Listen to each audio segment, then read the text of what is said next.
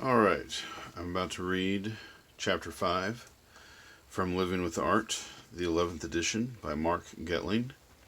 I'm primarily doing this so that if you need to listen to it in your car while driving or doing something else, you can help you maybe get it out of the way because the class is only 4 weeks long. Well, at least for my particular students. Chapter 5 is the principles of design. And again, I'd like to apologize for not being the best reader, reading aloud, and for mispronouncing any of the names or places. Chapter 5, Principles of Design. When an artist sets about making any work, he or she is faced with infinite choices. How big or small? What kinds of lines and where should the lines go? What kinds of shapes? How much space between the shapes? How many colors and how much of each one? What amounts of light and dark values? Somehow the elements discussed in Chapter 4, line, shape, mass, light, color, texture, pattern, space, and possibly time and motion, must be organized in such a way as to satisfy the artist's expressive intent. In two-dimensional art, this organization is often called composition, but the more elusive term applicable to all kinds of art is design. The task of making the decisions involved in designing a work of art would be paralyzing were it not for certain guidelines that once understood become almost instinctive. These guidelines are usually known as the principles of design. All of us have some built-in sense of what looks right or wrong, what works or doesn't. Some, including most artists, have a stronger sense of what works than others.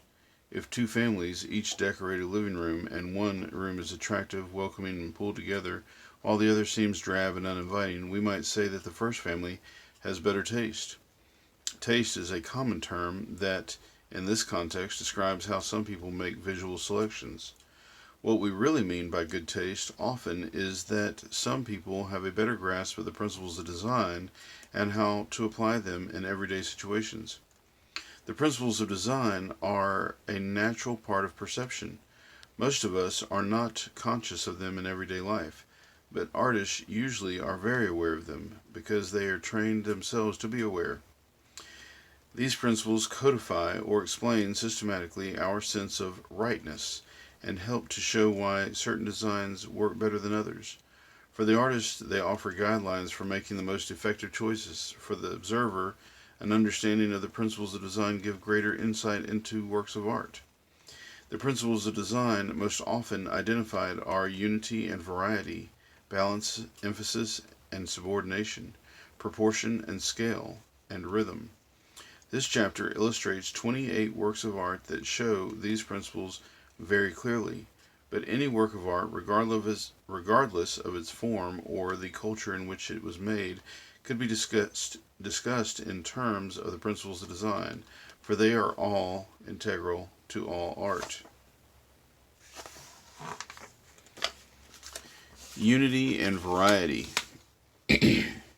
Unity is a sense of oneness, of things belonging together and making up a coherent whole. Variety is difference, which provides interest. We discuss them together because the two generally coexist in a work of art. A solid wall painted white certainly has unity, but it is not likely to hold your interest for long. Take that same black wall and ask 50 people each to make a mark on it, and you will get plenty of variety, but there probably will be no unity whatever. In fact, there will be so much variety that no one can form a meaningful visual impression. Unity and variety exist on a spectrum, with total blandness at one end and total disorder at the other. For most works of art, the artists strive to find just the right point on that spectrum, the point at which there is sufficient visual unity enlivened by sufficient variety. The first thing that strikes us when we look at Henry Matisse's memory of Oceana is the exhilarating variety of colors and shapes. On longer acquaintance, however, we begin to see how much the composition is unified around a few simple principles. The colors are in fact limited to 6 plus black and white, and all of them but the pale yellow in the upper left corner repeat, creating visual connections across the picture plane. The shapes, though highly varied, fall into three families: rectangles, mostly concentrated in the upper right quadrant; simple curves, mostly concentrated at the lower right; and waves, blue and white alternating in positive and negative shapes at the far left and right. Only the pale yellow shape is without echo. After a lifetime spent painting in his native France, Matisse had voyaged to Tahiti in the South Pacific, hoping to refresh his eyes in a different kind of light.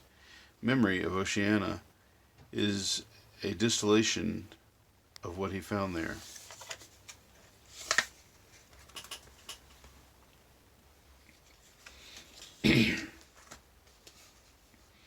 At first glance, Yayoi Kusama's infinity nets seem to take the principle of unity to an extreme. The painting consists entirely of a small looping stroke repeated again and again, the loops gathering into chains, the chains joining like stitches in crochet or the knotted loops of a net. Only the edges of the painting put a stop to the repetition and accumulation, which could conceivably continue forever.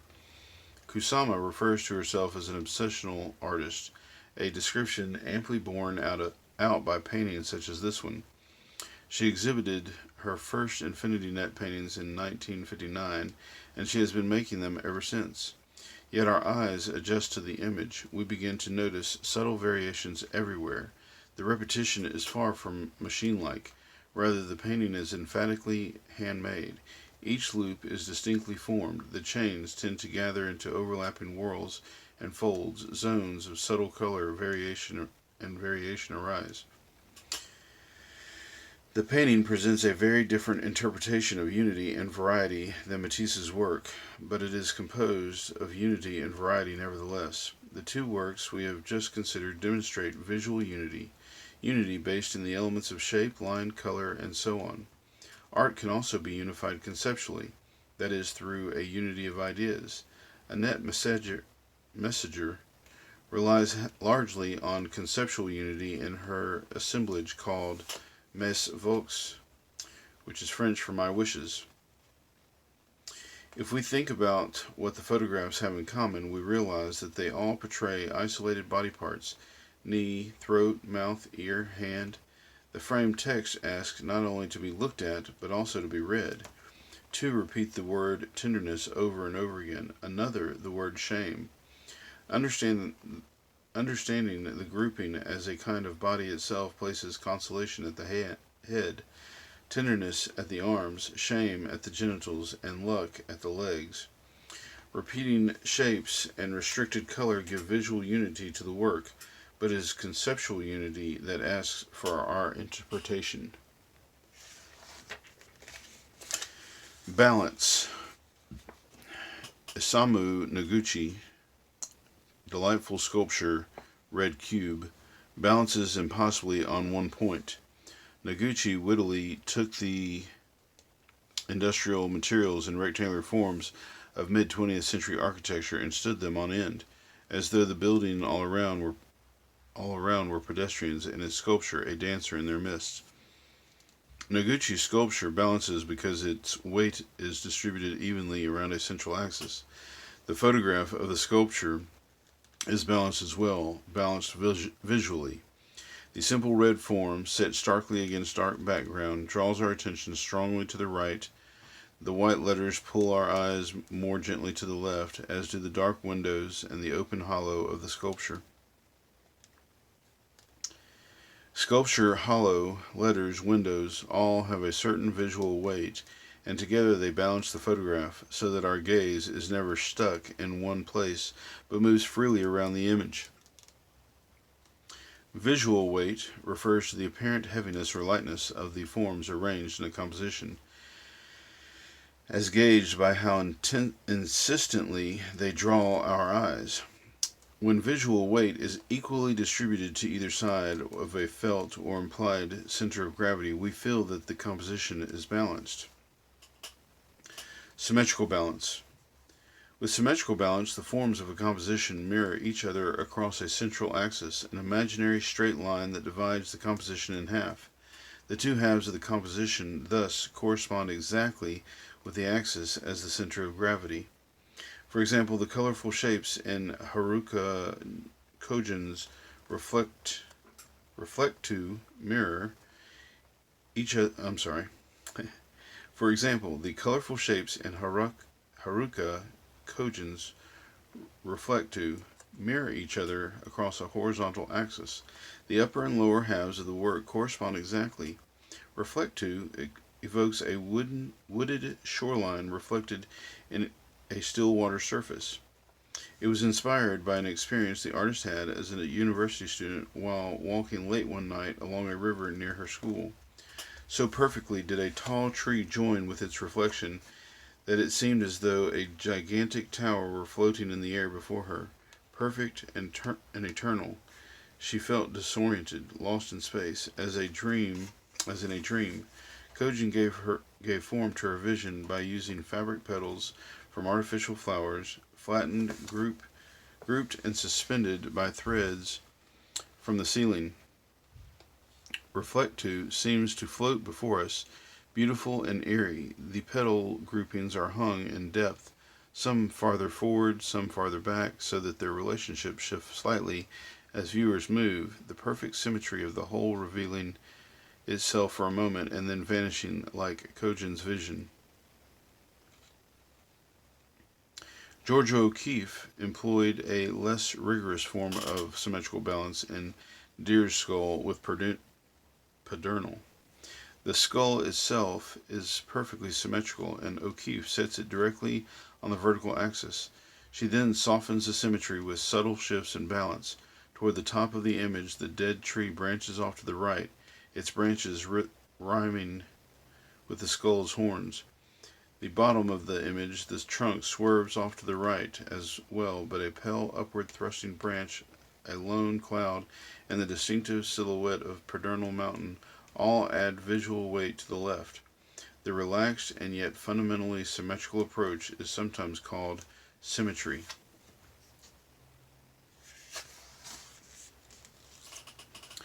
The central placement of the symmetrical deer skull gives O'Keeffe's painting a forceful, formal presence as though it were a coat of arms or a symbol on a banner.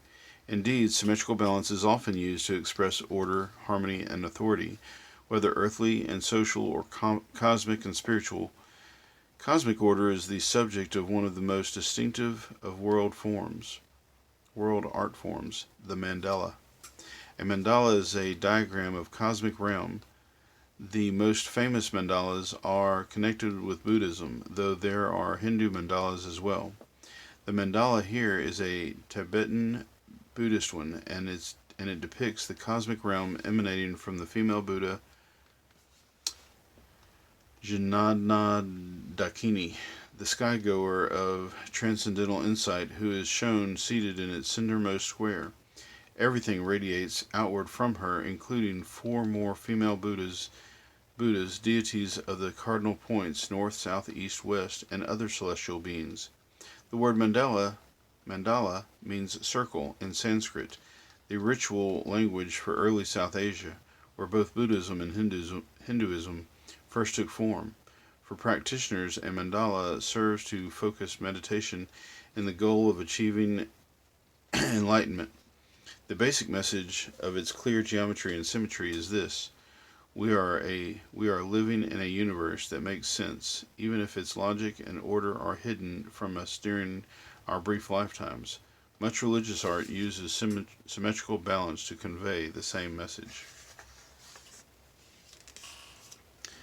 Asymmetrical balance.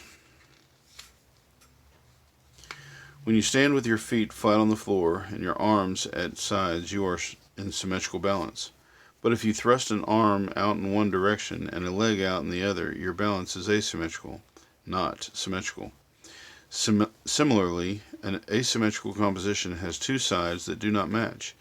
If it seems to be balanced, that is because the visual weights in the two halves are very similar.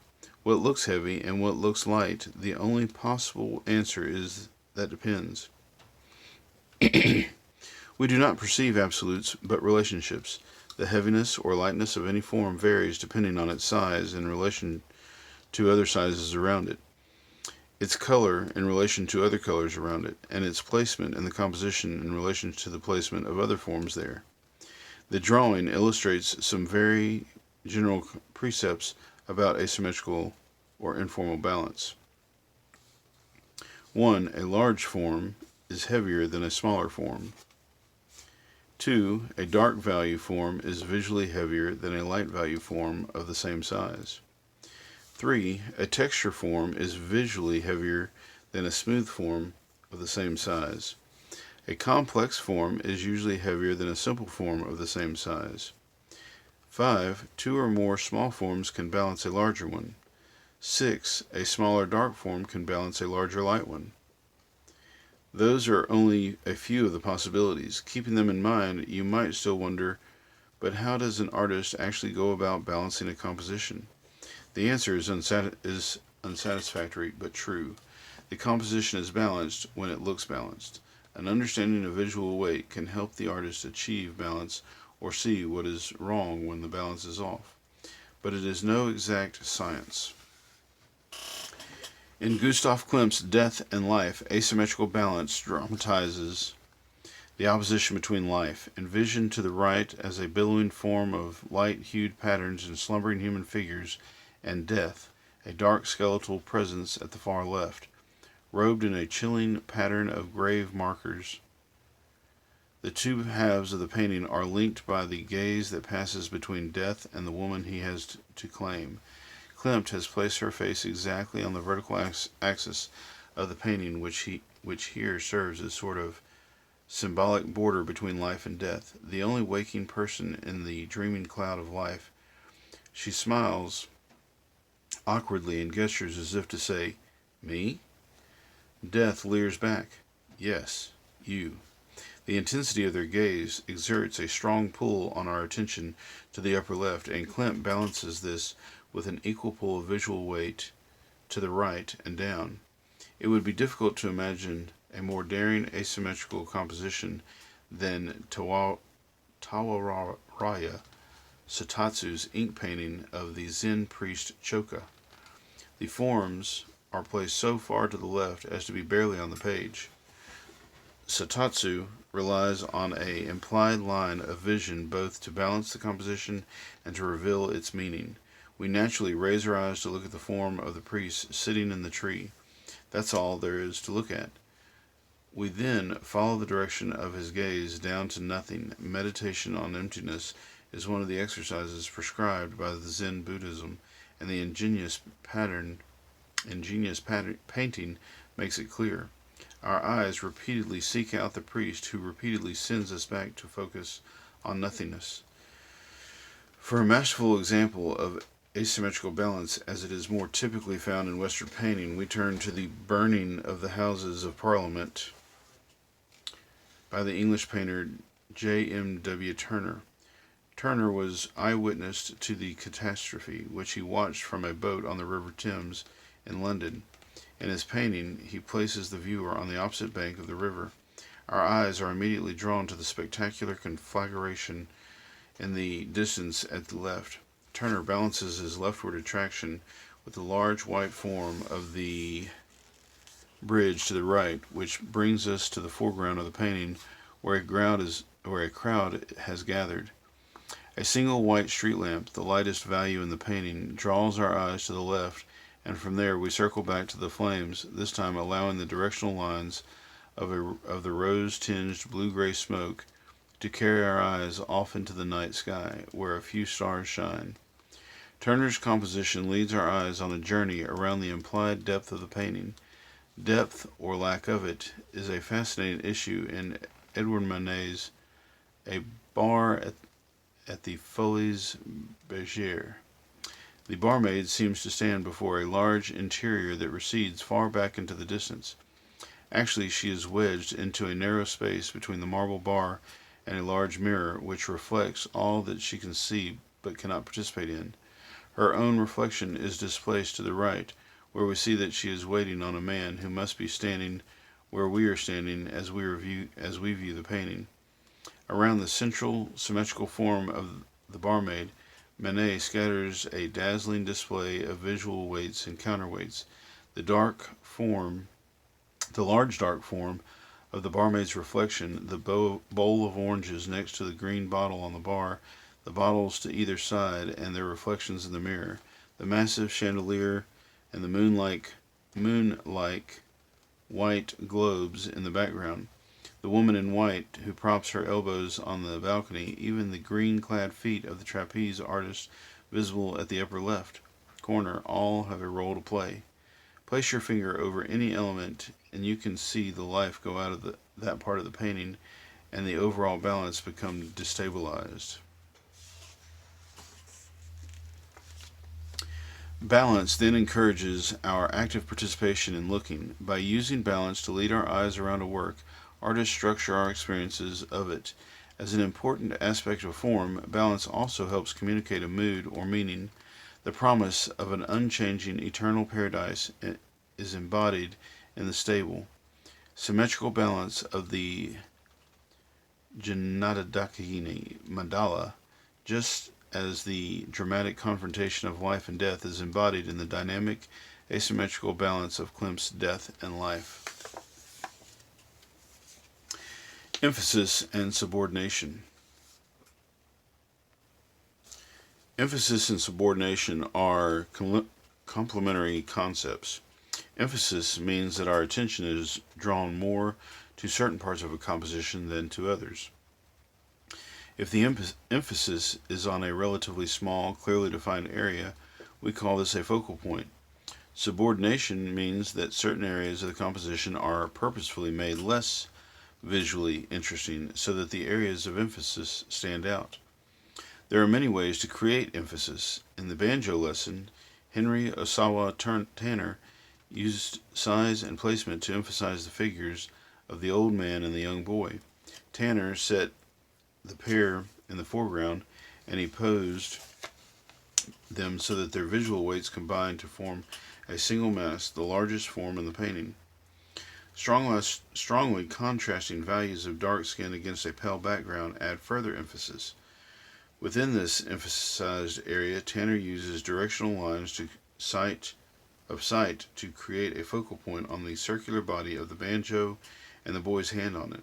Again, contrast plays a role, for the light form of the banjo is set amid darker values, and the boy's hand contrasts dark against light. Tanner has subordinated the background so that it does not interfere, blurring the details and working in a narrow range of light values. Imagine, for example, if one of the pictures depicted hanging on the far wall were painted in bright colors and minute detail. It would jump out of the painting and steal the focus away from what Tanner wants us to notice. In his autumnal still life with compotier, pitcher, and fruit, Paul Cézanne arranged a white napkin to create a central focal area and subordinated the rest of the image through a closely harmonized palette of earth tones. Drawn up into a peak at the center, the napkin looks like a domestic version of Mount Saint Victor, the mountain that Cézanne painted so often. A white fruit dish and a white pitcher flank the peak. A white fruit dish and a white pitcher flank the peak, lending additional visual weight to the center of the composition. Over this space of dark and light values, Cézanne scattered red, orange, yellow, and green fruits, patches of intense color, each a brilliant focal point in its own right. The fruits are gathered into a larger order of the composition by the white cloth, and they culminate in the pyramid of oranges and apples raised high by the bowl. Francisco de Goya used almost the same color scheme to much different effect in executions of the 3rd of May, 1808. Once again, white, yellow, and red demand our attention, creating a dramatic focal area against a background of earth tones and black. This time, however, the subject is not a napkin and fruit, but a man about to die. the blood of those who have preceded him, and a lantern that casts a light as harsh as the sound of a scream. The scene is set as minimally as possible, so that nothing distracts our attention from the terrible slaughter. A barren hillside, Madrid, darkness. The event Goya depicted occurred during the invasion of Spain by Napoleon, when a popular uprising in Madrid was brutally suppressed by occupying French soldiers. In addition to dramatic contrast and value, Goya uses psychological forces to direct not only our attention but also our sympathy. Faces serve as natural focal points. The victims of the firing squad have faces, and we can read their expressions. The soldiers are faceless, as though they were not even human. They lunge forward as we look at them, creating directional forces that send us back again to the incipient martyr, his hands flung outward in a gesture of crucifixion. Proportion and scale. Scale and proportion. Proportion and scale both have to do with size. Scale means size in relation to a standard or normal size. Normal size is the size we expect something to be. For example, a model airplane is smaller in scale than a real airplane. A 10-pound prize-winning tomato at the country fair is a tomato on a large scale. The artist Claes Oldenburg delights in the effects that a radical shift in scale can produce. In Plantor, created with Koos van Bruggen, In Plantor, created with Koos van Bruggen, he presents a humble gardening tool on a heroic scale. Perhaps it is a monument, but to what? Part of the delight in coming across a sculpture by Oldenburg and van Bruggen is the shock of having our own scale overthrown as the measure of all things. Many fairy tales and adventure stories tell of humans who find themselves in a land of giants. In the sculptures of Oldenburg and van Bruggen, the giants seem to have left an item or two behind.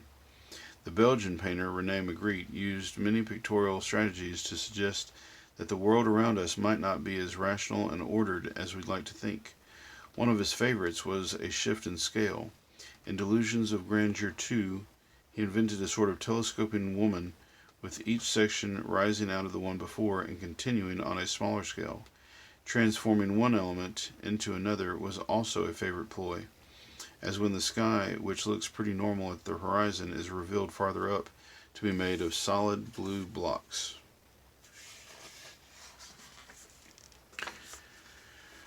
Proportion refers to size relationships between parts of a whole or between two or more items perceived as a unit.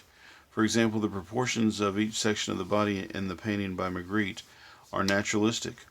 The breasts on the top section are in the correct proportion to the size of the neck and arm openings. The navel in the middle section is the correct proportions to the overall size of the belly. Many artistic cultures have developed a fixed set of proportions for depicting a correct or perfect human form. Ancient Egyptian artists, for example, relied on a squared grid to govern the proportions of their figures. Unfinished fragments such as this give us rare insight into the working methods, for in finished works the grid is no longer evident. Egyptian artists took the palm of the hand as the basic unit of measurement. Looking at the illustration, you can see that each palm of a hand occupies a square of the grid. The standing figure measures 18 units from the soles of the feet to the hairline, with the knee falling at horizontal 6, the elbow at horizontal 12, the nipple at 14, and so on. The shoulders of a standing male were 6 units wide, and the waist about 2.5 units. Artists have often varied human proportions for symbolic or aesthetic purposes, as in this royal altar from the African kingdom of Benin. Cast in brass, the altar is dedicated to the king's hand, a symbol of physical prowess. Hands are depicted around its base, where they alternate with ram's heads. The king is shown seated atop the altar, flanked by the attendants in a symmetrical composition. The composition expresses a social hierarchy, As the most important person, the king is at the center. He is also portrayed on a larger scale than his attendants. The use of scale to indicate relative importance is hierarchical scale. Proportionally, the king's head takes up a full third of his total height. Great head is one of the terms used in praise of the king, who is felt to rule his subjects as the head. The seat of wisdom and judgment rules the body. Representations of the king make these ideas manifest through proportion. Among the many ideas from the ancient Greece and Rome that were received during the Renaissance was the notion that numerical relationships held the keys to beauty, that perfect human proportions reflected in a divine order. Leonardo da Vinci was only one of many artists to become fascinated with the ideas of Vitruvius, a Roman architect of the 1st century BCE, whose treatise on architecture, widely read during the Renaissance, related the perfect male form to the perfect geometry of the square and the circle. Leonardo's figure stands inside a square defined by its height and the span of his arms, and the circle centered at his navel.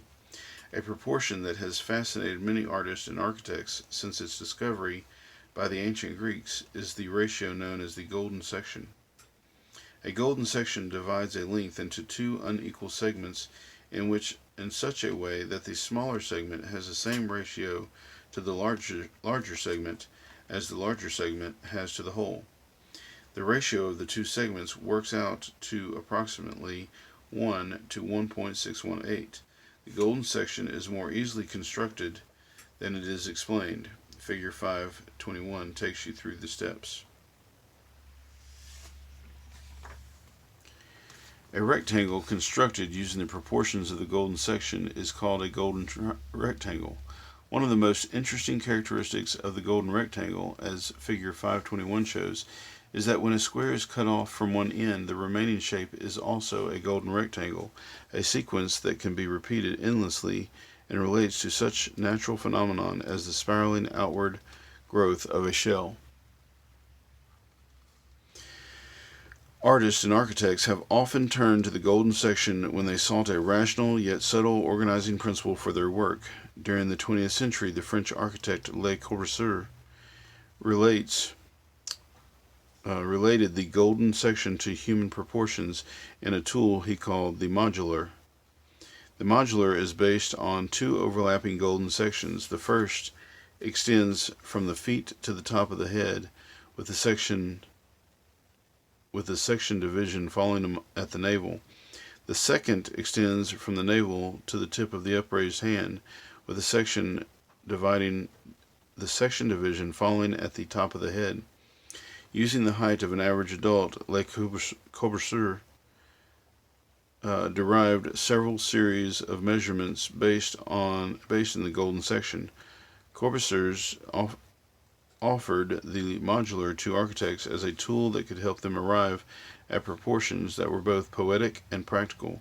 He used the modular himself in many of his own buildings, including the hilltop chapel of Notre Dame, La Hutte, of which he wrote, "Handwritten over the facade is modular throughout."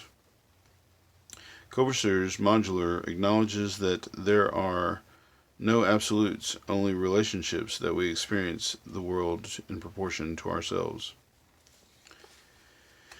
Rhythm. Rhythm is based in repetition, and it is a basic part of the world we find ourselves in. We speak of the rhythm of the seasons, which occur in the same pattern every year, the rhythm of the cycles of the moon, the rhythm of the waves upon the shore.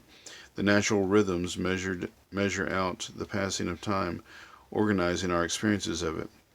To the extent that our arts take place in time, they too structure experience through rhythm. Music and dance are the most obvious examples. Poetry, which is recited or read over time, also uses rhythm for structure and expression.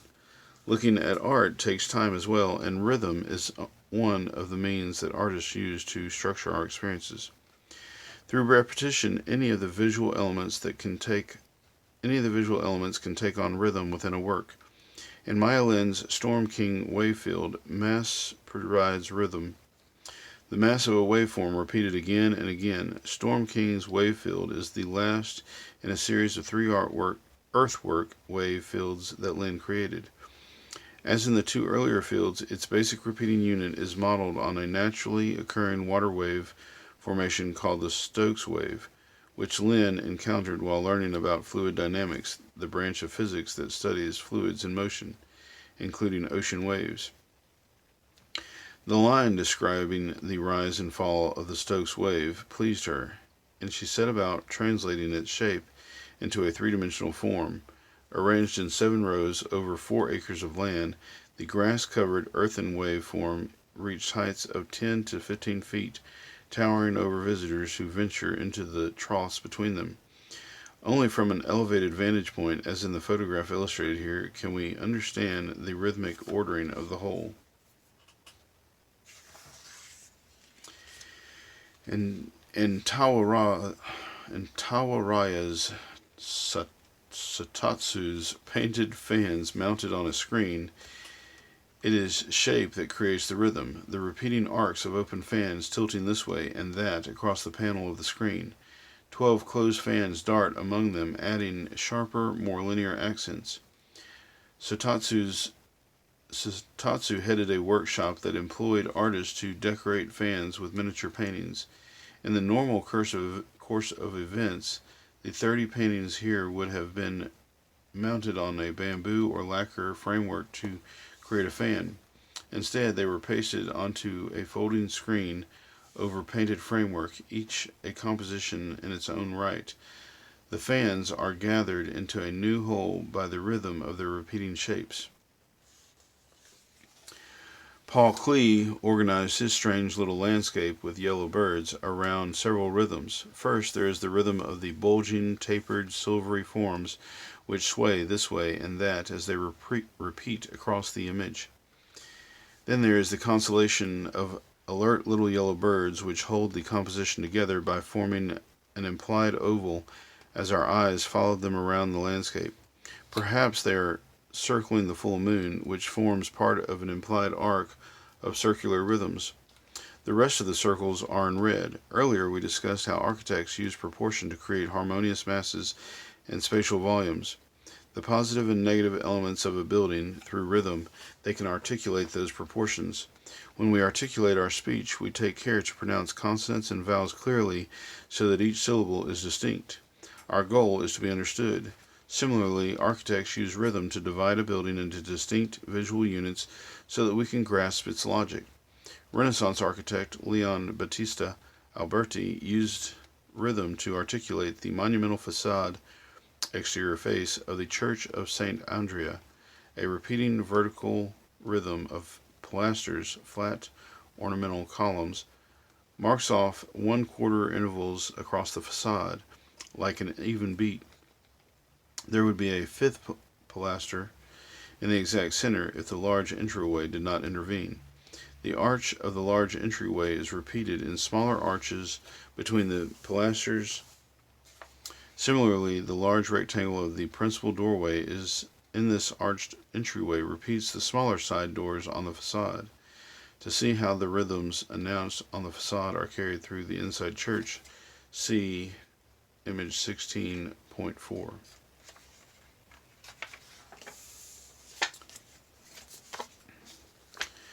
Elements and Principles, a summary.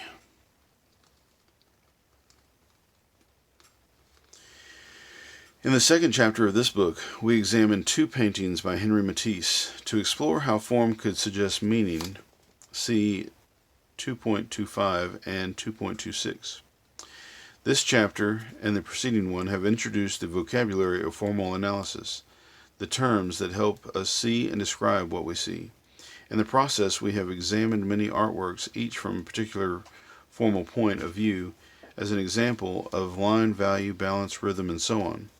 Before leaving this section, we should analyze one work more carefully to fully show how these points of view combine into a more complete way of seeing, and to suggest again how form invites interpretation. The work we will look at is Pablo Picasso's Girl Before a Mirror.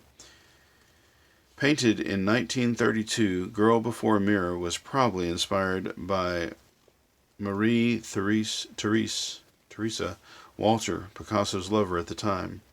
In Western art, the motif of a woman before a mirror often calls to mind the Vanitas tradition.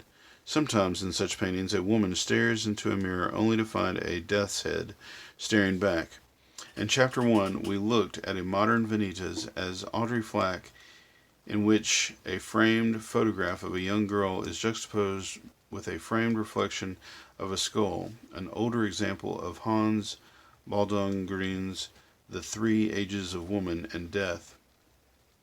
Here, the beautiful woman admiring herself in the mirror could see as well the reflection of Death, who stands behind her holding an hourglass over her head. Her child self plays at her feet. Her aged self tries futilely to ward death off. Another tradition that comes to mind is that of female beauty itself, and of men taking delight in painting a beautiful woman admiring herself. Of this, there exists no more voluptuous example than Titian's Venus with a Mirror. Attended by cherubs, the goddess of love contemplates her eternal, unchanging beauty. We, through Titian, gaze at her. Finally, living in Paris, Picasso would have known that the French name for the type of mirror he painted was Psyche, after the Greek goddess Psyche. Viewed as the personification of the human soul, she was loved by Eros, the god of love, who forbade her to look on him. This is some of the cultural context that Picasso would have expected viewers to bring to the painting. Now what do we see? Oriented vertically, Girl Before a Mirror is over 5 feet in height. The woman and her reflection occupy almost the entire canvas. Thus, she is not miniaturized, as in the illustration here, but portrayed larger than life size. The scale of the painting and of the woman represented within it makes a powerful impression when seen in person. We confront the work on an equal footing as a presence that rises up before us. The design is based in symmetrical balance, with the woman on the left and her mirror image on the right. The left post of the mirror falls near the vertical axis, dividing the composition in two. The fundamental symmetry draws our attention to the ways in which two sides are not alike, for it sets them in opposition. Indeed, the reflection of the girl's face in the mirror does not double her exactly. Warm colors are reflected as cool colors, and firm shapes become fluid. This is not the death's head or of a traditional Vanitas, but it is a transformation nevertheless, and it evokes mysterious, shadowy realms of uncertainty, perhaps the girl's thoughts, perhaps her unconscious, perhaps her soul, perhaps her mortality. A composition divided so cleanly in two could easily break apart, and Picasso uses several means to tie the two halves together. The most important is the girl's gesture as she reaches out to the far edge of the mirror, almost in an embrace. The gesture links the girl and her reflection, and it is so important to the composition that Picasso reinforces it with a red striped shape that begins on the girl's chest and extends to her fingertips. Together, gesture and shape set up a pendulum motion, and as we look at the painting, our eyes swing rhythmically back and forth from one side to the other. Overall, the unity of the composition rests on the rhythmical curves and repeating circles of the girl and her reflection, culminating in the great oval of the mirror itself. A second unifying device is the lushly painted wallpaper, which extends across the entire canvas. Its diagonal geometric grid acts as a foil for the sweeping organic curves of the girl, and it is almost as important a presence in the painting as she is. Color unifies the composition as well, for although colors are brilliantly varied, they fall generally in the same range of intensities and values, with the important exception of the girl herself. And what of the girl? Picasso directs our attention first of all to her face, a natural focal point. He emphasizes it by painting one half bright yellow and by surrounding her head with an oval of white and green that isolates it from the busy pattern of the background and provides enough visual weight to balance the form of the mirror. He also modifies its proportions so that her facial features occupy the entire space of her head. With her yellow hair, circular half-yellow face, and white aura, she is like the sun of the painting, its source of light. The pale violet proportion can't do it. The pale violet portion of her face is depicted in profile, gazing at the mirror. With the addition of the yellow portion, she turns her head to look at us, or at Picasso. Cool, pale colors, set off by black shapes and lines, draw our attention to her body, which is also divided vertically. The left portion is clothed in striped garment, perhaps a bathing suit. The right portion is nude. The swell of the belly evokes childbearing and the renewal of life. In a remarkable X-ray view, Picasso even paints through her skin to the womb inside, envisioned as another circle. Her biological destiny is emphasized in the mirror image as well, for this part of her body is reflected confidently. Picasso draws our attention to it through an abrupt shift in value. In the dark world of the mirror, the breast and the belly are white. What is the painting about? It does not have a single meaning, but many layers of meanings and associations. It is about a girl contemplating herself in a mirror, quiet before her own inner mysteries, aware of her life-affirming sexuality and procreative powers.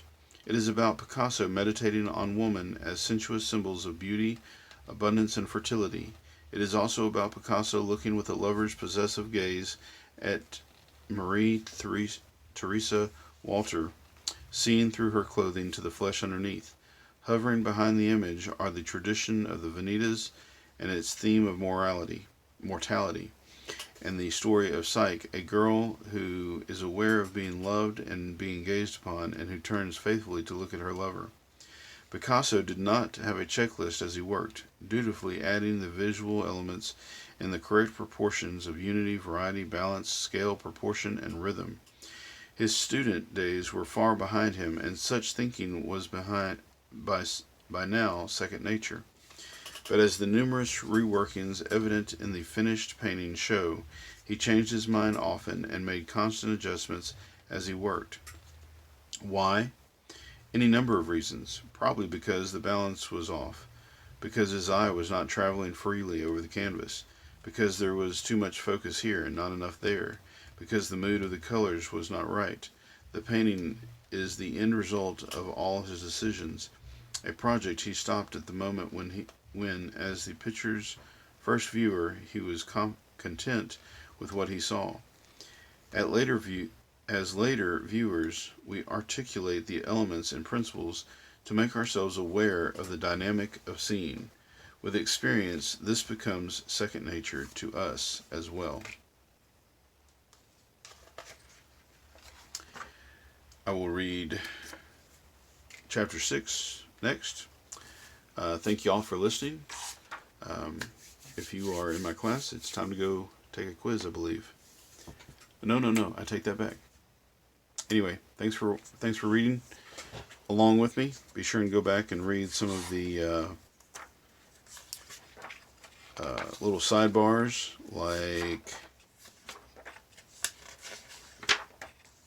like this one on thinking about art, points of view, or this one on George O'Keeffe, which I did not read. So, thanks for listening.